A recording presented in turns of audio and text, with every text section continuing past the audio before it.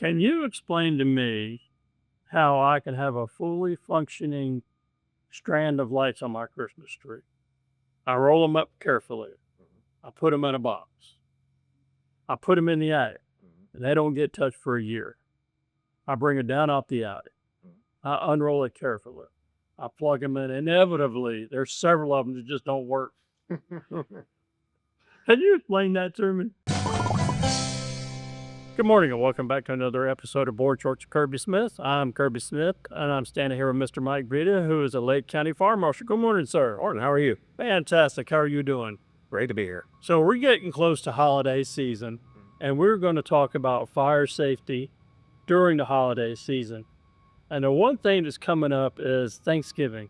And what is it that most people like to do, or a lot of people like to do here in Lake County for Thanksgiving?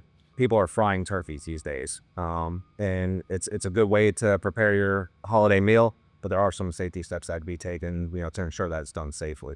Can you go through some of those safety steps? With anything, do your research before you're getting ready to go do it. There's plenty of research online that you can get tips and tricks, on how to safely do that. But the big takeaways are you want to do this outside. You don't want to do it indoors. You want a nice level place that you can keep an eye on it. You don't want to leave it unattended. When you're using the fryer, it's not as simple as just putting a frozen turkey into a vat of oil and cook it. You want to make sure your turkey's thawed. And before you even put your oil in, you put the turkey into your bowl or your cooking container, and you fill it with water just to know how much oil you need to do. You remove the turkey, that's where your oil level needs to be. Once you're there and the oil's in, you get it up to temperature. Before you submerge the turkey, you want to turn the burner off, put the turkey in, and then reignite it in case there's any overflow. You don't have oil going all over the place. All right, so we've gotten through Thanksgiving. Everything's fine during Thanksgiving. Now comes a fun one.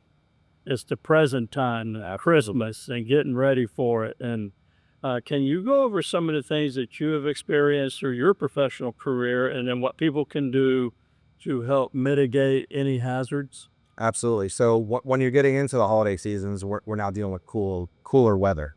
So now people are introducing fireplaces, heating elements inside the home.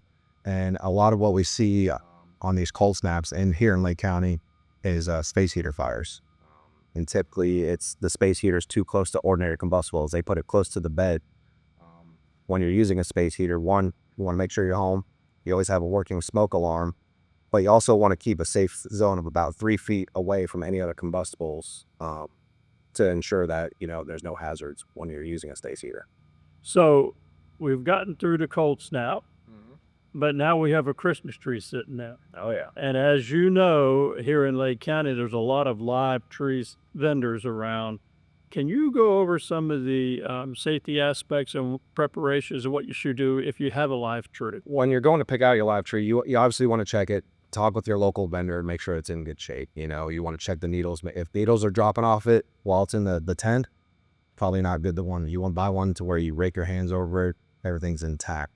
When you get it home, obviously, first of all, you want to keep it watered. You want to make sure that you check it, every so often, every couple days. But you also want to see if the tree is actually accepting the water. If you're filled up with water and it's not soaking it up, should be, something to be concerned about to make sure that the needles are still on it. You don't want to have a dried out tree. Can you tell me the difference between the old style light and the LED lights and which one's better or which one's safer? Yeah, as we evolve, LEDs, it's a cooler technology. The old incandescent bulbs, they actually burn hot. It's an incandescent filament. To where the LEDs are just a light emitting diode. They're cool to the touch. You can touch them. The big thing on Christmas lights is, you want to test them before you put them up.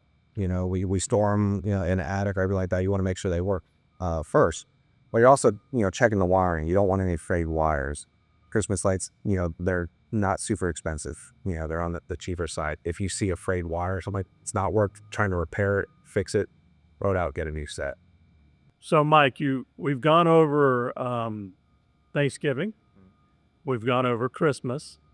But we really haven't touched on the family gatherings that happen. As you know, it's a great time for our northern friends to come down and enjoy our warmer weather down here. Can you go over some of the safety things as you're having a family get together?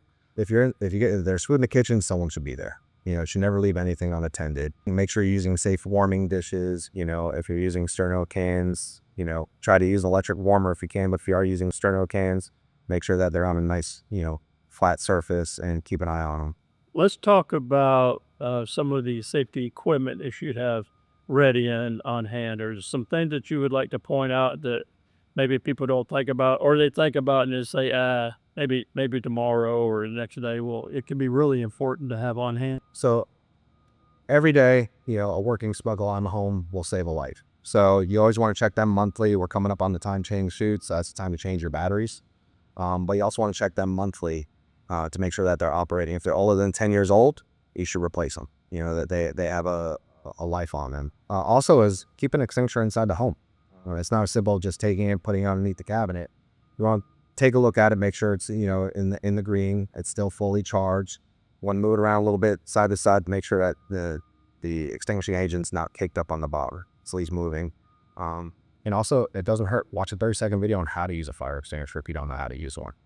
Well, Mike, I certainly appreciate everything you do for the citizens of Lake County, keeping us safe. All of our firefighters do a fantastic job, not only with fire prevention, but for EMS medical services. The most important thing is when you have your family over, make sure they're safe. If you have a neighbor that doesn't know where to go or doesn't have anything to do, invite them over. This is the time of giving. This is the time of friendship and fellowship. Most importantly, be good to your friends, be good to your neighbor. And that's all we have for Board Shorts of Kirby Smith. See you next Wednesday.